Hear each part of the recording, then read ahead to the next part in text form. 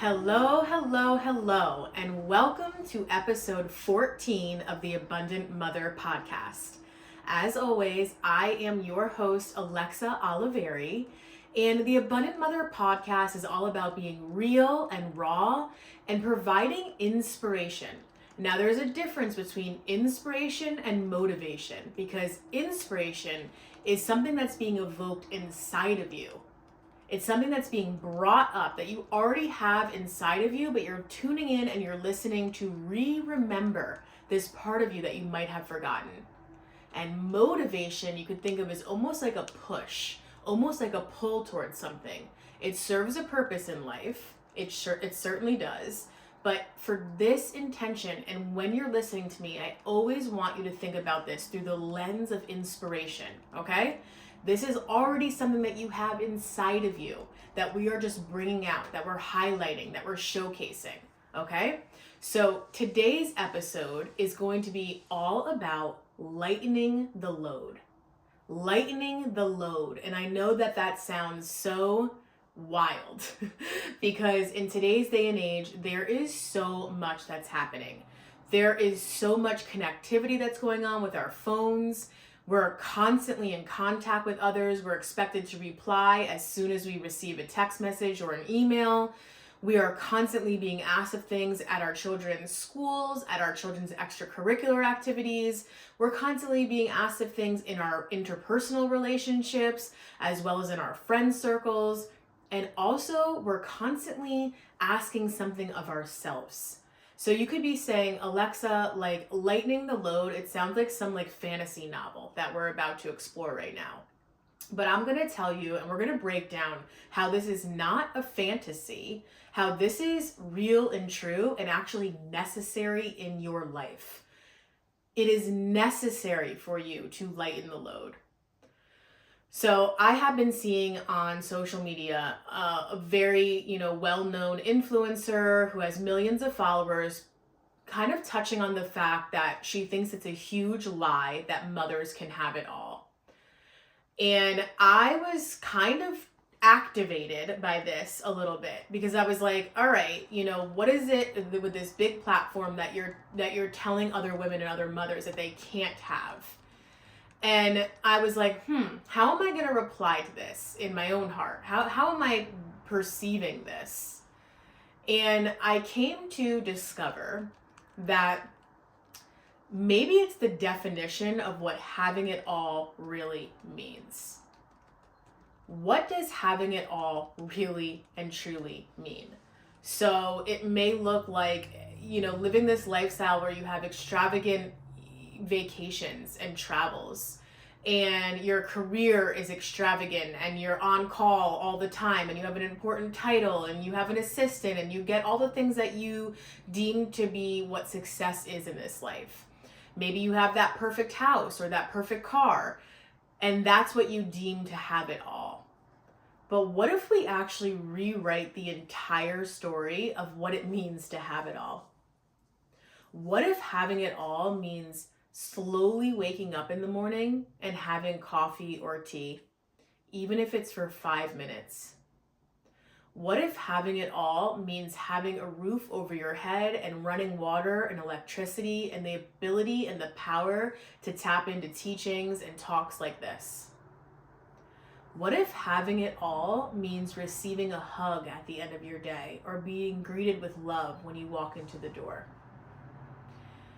This is how I'm asking you to reframe what it means to you to have it all. Every single one of us on this planet is going to have a different definition of what that means to us.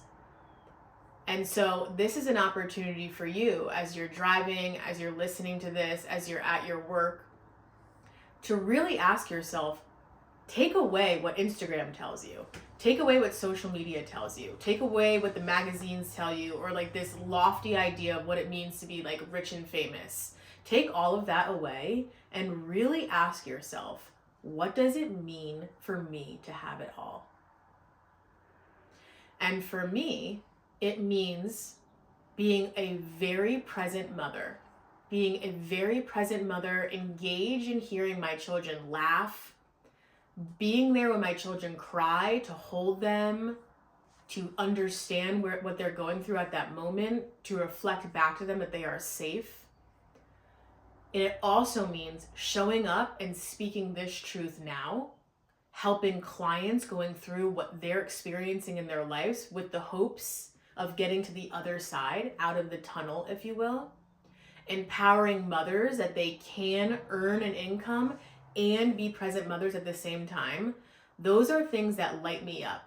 And at the same time, going out on a date with my husband, even if it's for 2 hours a week that we get this time to connect, to me, that is the definition of having it all. That we're putting our relationship on the front burner, that we're connecting with each other, that we're checking in with each other. Those things might seem like small things, or doesn't have this like grandiose vision of like what life is. But that is what the definition means to me right now, of having it all. And if your definition includes traveling, that's amazing and that's beautiful. Bring that into your vision, but also recognize that these things don't have to happen right this minute. If you have young children at home that you're growing and pouring water and sunlight and grounded soil into, maybe these extravagant travels are not happening at the moment, but maybe that's something that will happen for you in 10 or 15 years down the road. So again, redefine the way that we're looking at having it all. And I will argue, I will lecture about the fact that you indeed can have it all. You just have to be very clear on what that definition is for you, and also very clear on the timeline in which all this unfolds, and the why. The why is the most important part of having it all. Is the why because you can compete with the children's parents that your kids all go to school with together? Is the why because of what your family will think about, what level of success you've achieved or what your family looks like? Is the why because it looks better on social media? Or is the why because it gives you a feeling of joy? Is the why because it gives you a feeling of peace? Is it a why because it gives you a feeling of adventure and freedom? Always reflecting back at the why.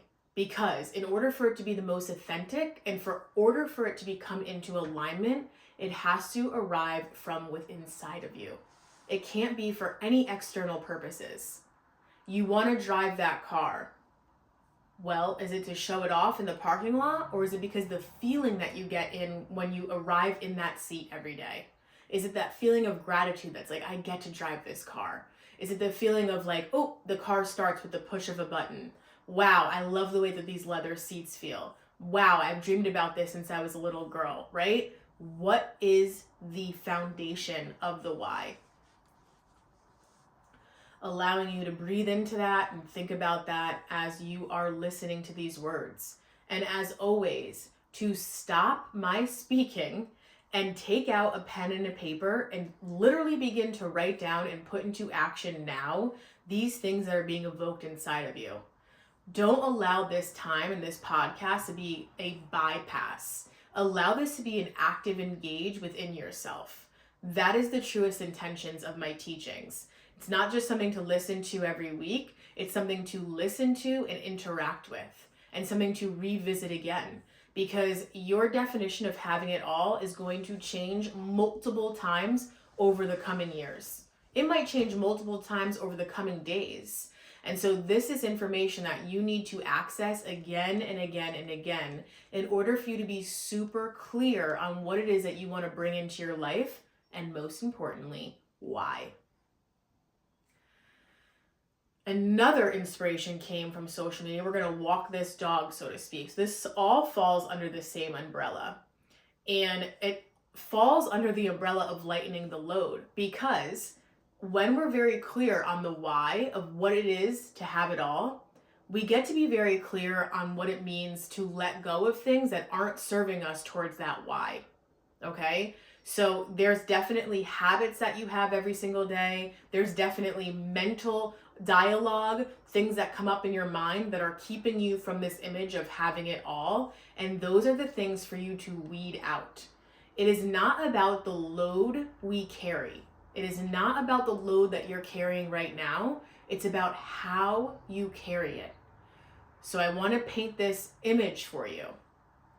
Are you carrying around with all of the load, all the family responsibilities, whether it be money, whether it be managing the household, the cooking, the cleaning, the coordination of the help that you may have, i.e. babysitters or anything else that you spend money on to receive some sort, whether it be like a weekly meal prep, whether it be you're seeing a personal trainer, you're going to a fitness class, like are all these things that you're keeping in your mind, are they weighing on your shoulders? Are they getting stuck in your jaw? Okay. And thinking about bringing this visual into practice of rather than having all of this stuff weighing on your shoulders, what happens if all of this stuff was on a visual cart with wheels and you had a rope and you were pulling it along? Okay. Would it feel differently than bearing that burden up on your shoulders, up around your neck, super tight? And how much easier would it be for you to move this load if it were in that barrel with those wheels, with the rope? So what are you carrying that you can still keep in essence of, that you could still manage, that you could still be responsible for, but carry it in a little bit of a different way? Now, I brought you into a visualization with that, from removing this mental load from your shoulders and putting it into this cart. But what does that mean in real life, Alexa? Okay, well, I'll tell you. It's the stories that you tell about some of these things.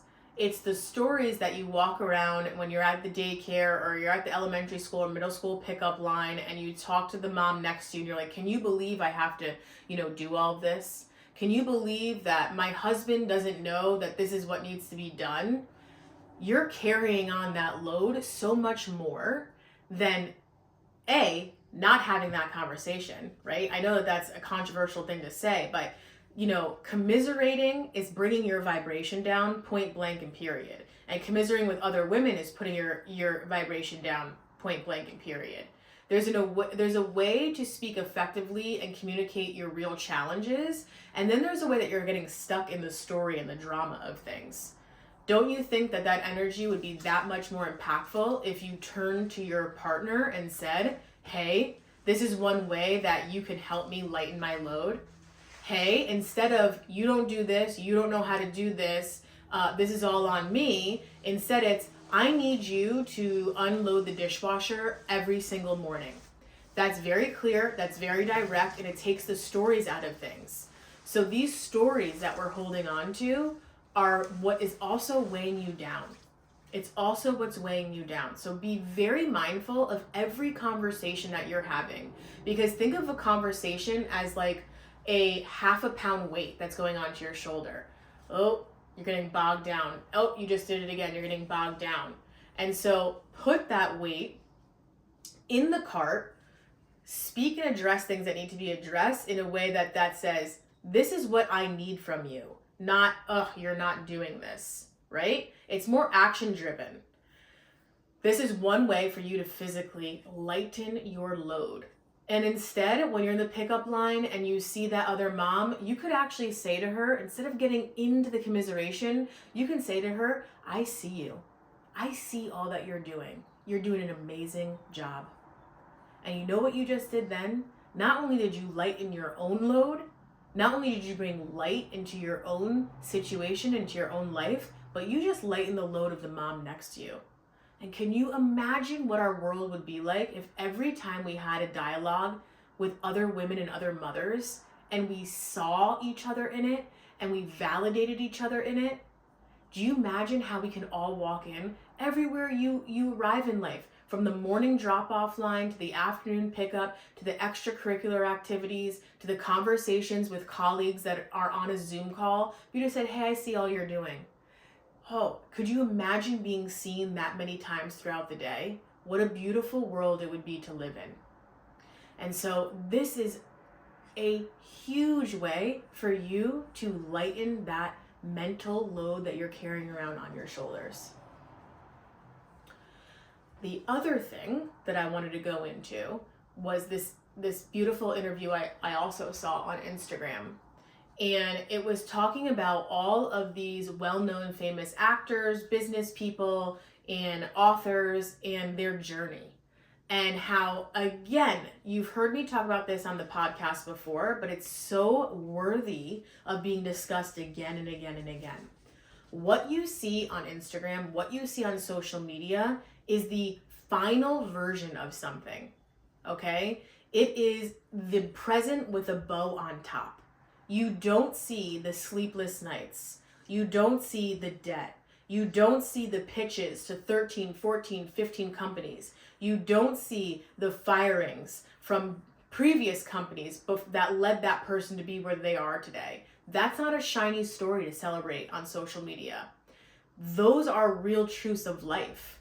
Those people have to, not those people, me, you, everyone listening to this, every person that's a human being on this earthly life has to go through failures and challenges and soul stretching and confusing times and what's known in the spiritual world of like dark night of the soul, like a true darkness of like, oh my gosh, what is it I'm here to do? Why is this so hard? How can I, get myself out of it? Every single person has to go through that. And what you're witnessing on social media, in the media, out in the world is the final product of not showcasing all of that, those tireless nights, all of that anguish, all of the pain, all of the challenges that led that person to arrive to where they are in the current moment. And so you don't have to have it all right now. You don't have to have it all right now. And you know what? Wouldn't that make life so much more interesting and so much worth living for if in fact you didn't have it all right now? It's never fun to peak. It's never fun to be at a peak, because what happens after the peak? You ascend down the mountain. You go back down, okay, to the base. Okay? So recognize that the climb is a part of the journey, and the journey is the only part of life. You hit a peak and you realize, oh, it's that mountain over there I actually wanted to climb. This is a really great view and all, right? This is a really great view and all. You almost skip past the part that at one point in time, that was the mountain that you wanted to climb. But once you hit the peak, you're like, oh, okay, on to the next thing. This is all a part of our human existence. There's always going to be a next thing. And so if you feel like you don't have it all together, if you feel like you don't have it all, first, what I want you to do is affirm all the ways that you do have it all. Maybe you are a mother, and for a while that wasn't something that you thought was going to be possible for you for whatever reason. And you celebrate the fact that you are in your motherhood at this moment. You celebrate the fact that you are absolutely exhausted and you haven't slept for however many months or years. You celebrate that fact because at one point in time, it was a dream for you to become a mother. If you have your own business and you're experiencing dips, if you've lost a client, if you've gotten into an altercation with a client, you celebrate that moment because that's teaching you something. It's teaching you how to be more effective in your communication style. It's teaching you to show up in a different way, but it's also showing you that at one point in time, you running this business, you owning this business was once a dream that is now a reality, that's bringing and presenting challenges for you to expand and stretch into. So if you're thinking, even for a moment, that you don't have it all, I tell you that it's a lie that your brain is telling you. And for you to affirm all of the ways in which you do have it all. You do have it all for this given presence in this given moment. Because your all is going to change once you end this podcast episode. You're going to hear something else and you're going to go, oh, I wish I had that. Man, that would be so lovely to bring my kids here or, have that bag or do that thing. So clarify in the moment how you do have it all and recognize that there really is no such thing as the peak. But if you reach your biggest dream of your entrepreneurial goals, your biggest dream of your motherhood right now, in this moment, then what's going to be so much fun about the rest of this journey? What's actually going to drive you moving forward? What's going to keep you being curious and looking through the eyes of wonder and curiosity? What's going to have you leap into the unknown or trust in the unknown? What's going to give you this thrill of life other than continuing to take a crack and lean into what your heart is desiring at that moment? What that definition of having it all means. So there are many different ways for you to lighten this load. And I've explained some of them thus far in our dialogue. And that is redefining the idea of what having it all means, totally redefining that idea, and actually getting away from any material things that you're listing and having it all, and getting into the emotional ways of what having it all means. Also, reframing the way that you're talking about your challenges, reframing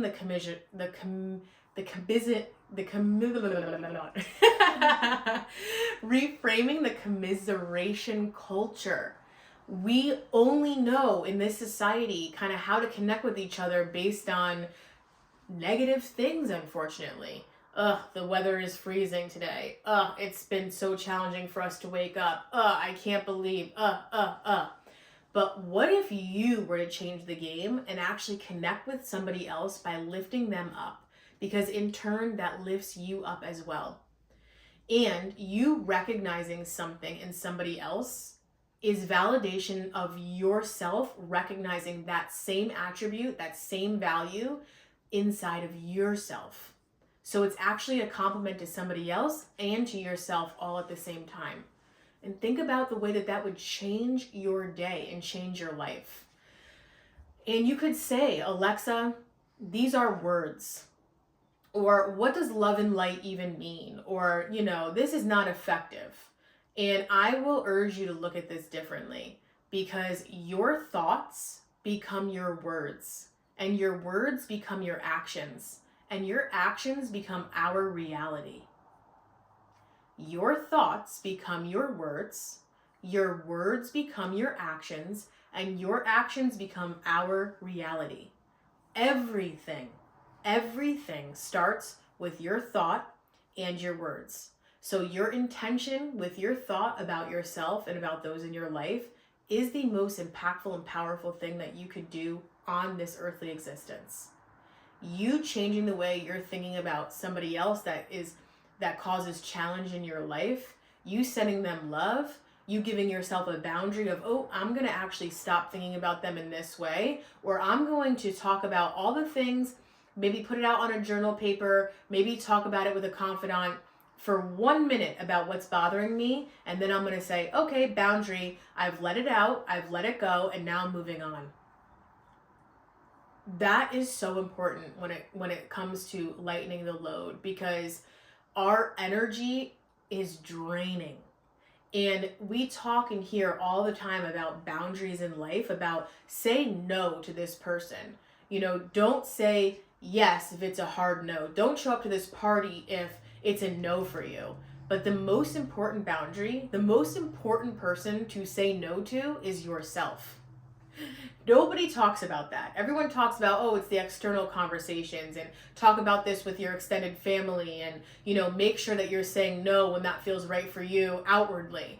The most important person to say no to is yourself, and get yourself out of this mental loop of negativity and say, no, I'm actually not allowing myself to go there. No, I'm putting a boundary on myself for how often I'm able to talk about this and when. No, I'm done with this line of thinking. That is the most important and impactful thing that you could do for yourself, your family, and our reality. Notice how we're saying our reality, because your actions actually affect me, and my actions actually affect you. And every single micro movement that we make in this earthly life is affecting each one of us. Whether it be a post on Facebook, something on Instagram, something that you said to the mom, the coworker, to your children, that all is actually directly impacting our lives today, all of us. So when you think like, oh, this is a very small thing, it's actually the biggest thing that you could do. The other way to reiterate for you to lighten your load is to reimagine the fact that you don't have to be at your peak now. And you don't even need to cross your peak now. And it doesn't matter what age you are. If you're listening to this in your 20s, 30s, 40s, 50s, 60s, 70s, 80s, never, ever, ever think that you've peaked. Because the whole purpose of life is the journey and what we're learning on the journey. And once you reach one peak, you're going to want to go to that next mountaintop. You're going to want to go on to the next peak. That's how all of this is designed. So to reaffirm and call in, wow, I just climbed that mountain. Wow, I just did that thing. Acknowledge yourself. Because if you cannot acknowledge yourself, you cannot expect somebody else to acknowledge you. We walk around as mothers, and I understand how challenging it can be. I understand how many things your head and your hands do before 8 a.m. An insane amount of work, okay? We're constantly looking for external validation. Did my partner say you're doing an amazing job? The school teacher asks for one other thing that maybe is like going to blow your mental load of like, seriously, like I'm barely being able to do this. Am I really going to be able to add this on? We're constantly like, well, I'd rather just be told like you're doing a good job. And that's such a beautiful, innocent, pure wish. And you know where it has to come from first? Yourself. You have to tell yourself that you're doing an amazing job.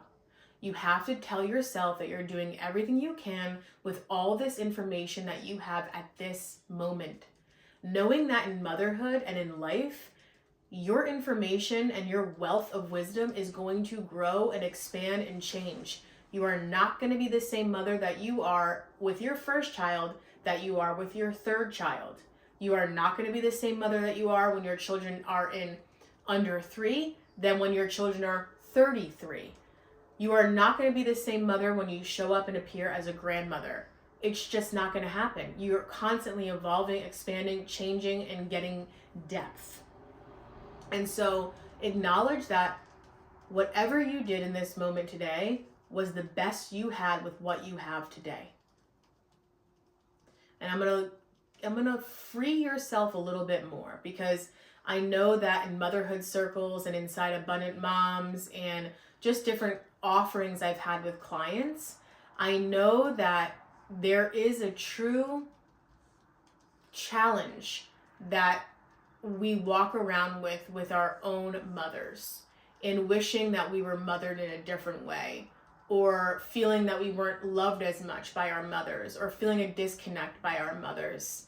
And I'm going to free you in this moment by saying that your mother did and raised you to the best of her ability with what she had at that time. Your mother raised you to the best of her ability with what she was able to do at that time. Now, maybe years down the road, she's evolved, or maybe she hasn't evolved yet, and that's still the very best way that she can show up. And you can mourn that, and you could love on yourself for that, and you should. Because maybe you're waiting for an apology, or maybe you're waiting to be witnessed in what you endured in your childhood or received less than of in your childhood. But the first person for you to be able to see and swoop in and hug and save that little version of yourself is yourself. To go back in time and pick that person up and say you are loved and you are cared for, and also extend some sort of grace, extend some sort of apology on behalf of your mother to yourself. I am going to be doing and hosting a course, a teaching called Heal Your Mother Wound. Heal Your Mother Wound. And that's going to be coming soon. So make sure you stay tuned to social media or my website to see when that's going to be coming out. But I felt very called to do this because there's been a lot reflected to me about the need and the necessity to do that. And especially when we're birthing little girls. Of course, birthing boys and the masculine is a beautiful process and requires us to heal our mother wound, but nothing is as expansive as bringing in more into the feminine line than birthing girls. And this is when a lot of times a lot of clients and people in my world will find that it's like, oh wow, like now this relationship I had with my mother is really being put on a microscope, and you can heal yourself through this. And so oftentimes the load that we're carrying is we're walking around with this expectation of how we wished we were cared for as a child. And obviously we can't go back and change that because that was in the past and that happened. But how can you use that as fuel for your future? And also, how can you let go a little bit of the stories that you've been telling yourself and reframe that to say, you know, my mother was doing the best that she could with all she had at that moment. You know, that's all that she can give. That was all that she can give. And maybe she will evolve and maybe not. But either way, I'm going to find peace with that because it brought me to where I am now. And it brought you to you listening to this podcast. It brought you to you seeking a better life for yourself. It brought you to yourself expanding. And I know all of that because you're listening to this now. And if that wasn't inside of you, you would not be listening to this. And so at some point on your path, this all served a purpose. This all served a beautiful purpose. And to recognize that for what it is a beautiful thing. So lightening the load is something that we have to do. And I'm going to end this episode with one other thing, one other experience on how you can really put this into practice in this life. We walk around with tolerations. We walk around with that drawer in your kitchen that's filled with odds and ends and pens, and you can't really close it, and it's like screws that you don't even know what piece of furniture it's gone to anymore. We walk around with that. We walk around with these bags in our closet that we're ready to let go of, these clothes that we've had for years that we don't wear anymore, that we don't fit into anymore. But every time and every day that you walk into this closet, it's a reminder, it's showing itself to you. This is what are called tolerations. They're seemingly small things that are adding up to actually zap your energy and take away your creative flow, your flow to be in love and joy and peace. And they could be so small, but it really is taking away from you to some extent. So in this practice, what you are going to do is write down, what are you tolerating right now that you don't need to? What are you tolerating right now that you don't need to? Is your car not kept to the way that you like it to be? Well, take it to the car wash. Is there that pending bill or invoice that's been on your desk for a few days or a week or two now that you need to take care of? Take care of it now. Because you not taking care of these things is actually zapping you more than it would be to take action on these items. So your tolerations are an easy way for you to just remove some of that extraness that's on you that you don't have to walk around with anymore. Is it the spring is here? Is it migrating and putting away all the winter clothes? Is it bringing out the spring clothing and the freshness and the newness? Or are you still walking in and in your mudroom there's the snow boots? Like maybe you don't want to look at the reminder of winter anymore. Maybe you're ready to embrace spring. So is it time for you now to put those into a plastic bin in a container and go put them into a garage and store them until next year? What is it that is keeping you stuck? What is it that is keeping you from having the space in your home, in your car, in your desk, in your life that's keeping you from stepping into having it all? And having it all might mean serenity. And that might mean that your house is organized. And that might mean that you're letting go of material things to arrive at that feeling of serenity. We've gotten stuck into this whole like organizational culture, right? The container store, the organizational bins, the bins for bins, the storage for storage, the which is necessary to have organizational teams and people that are put in place to help people organize their homes. But I urge you to think about this. Why do you carry around so much stuff? Why are we carrying around so much stuff? Why do we need to have an organizational bin for an organizational bin? What are you sentimentally attached to in that moment? What do you think that feeling is bringing you? And instead of getting so fixated on, I have to organize this, what if it's I have to donate this? What if it's I have to let this go? What if it's, oh my gosh, I've had this from my childhood, and this is in a box, and what are you keeping it for? You have the memory of it, beautiful. Let the stuff go. Let it go. And so physically, in your home, in your car, in your desk, in your space, let it go. Let it go so it can open up your energy. It can open up your field for you to receive more. And in this receiving, I am talking about the feeling of joy, the feeling of love, the feeling of peace. And that is what I define as having it all. Having it all is a lightness about you, is a spark about you, is a spirit about you, is a connection about you. Having it all means bringing joy to other people, and always remembering that when you bring joy to other people, it's being brought into you. It's being brought into you. And that is what having it all is all about. You hear this siren going on behind me, and it's a reminder to you. Like, this is important. Your space in your life is important. What you do with your tolerations is important. How you are clear about what it means to have it all and where you're going with that is important. The clarity of why is important. We could put this off tomorrow, next week, next year. You could wait for your New Year's resolution. Or as this siren is telling you, you could bring it into the now.